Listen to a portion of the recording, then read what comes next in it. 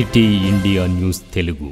వందల మంది మత్స్యకారుల కుటుంబాలు ఈ కొత్త చెరువు మీద పెద్ద చెరువు మీద ఆధారపడి బతుకుతా ఉన్నాయి. ఈ కొత్త చెరువును సంరక్షించుకోవాలి, అందులో భాగంగానే ఈ ప్రాంతం అభివృద్ధి కూడా చేయాలని చెప్పి మేము అనుకుంటా ఉన్నాం.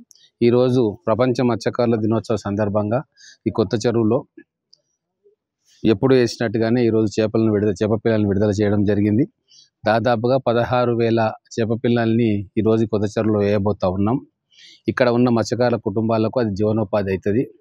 రాబోయే రోజుల్లో cold storage plant, training centres ఇవన్నీ కూడా కావాలని చెప్పి ఇక్కడ మత్స్యకారులు అంటూ ఉన్నారు.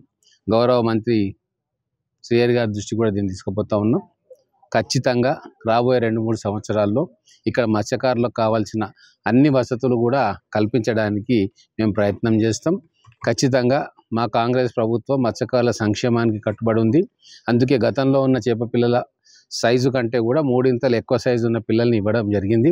పకడ్బందీగా ఏ చెరువులలో ఎన్ని చేప పిల్లల్ని ఇస్తామని బోర్డు కూడా మేము పెట్టిస్తాం. ఎక్కడ కూడా లీకేజెస్కు తావు లేకుండా, మోసానికి తావు లేకుండా మత్స్యకారులకు అన్ని విధాలుగా లాభం చేకూర్చేటట్టే మా ప్రభుత్వం ప్రయత్నం చేస్తుంది. ఈరోజు ఇప్పుడు కొత్త ఫిషరీస్ కోఆపరేటివ్ జిల్లా ఇన్ఛార్జ్ పర్సన్ కూడా మేము నియమించుకున్నాం. వారి ద్వారా జిల్లాలో ఉన్న మత్స్యకార సంఘాలన్నింటినీ కూడా ఒక తాటి మీదకి తెచ్చి వాళ్ళకున్న సమస్యలన్నింటినీ కూడా విని పరిష్కరించే ప్రయత్నం మా కాంగ్రెస్ ప్రభుత్వం ఖచ్చితంగా చేస్తుంది.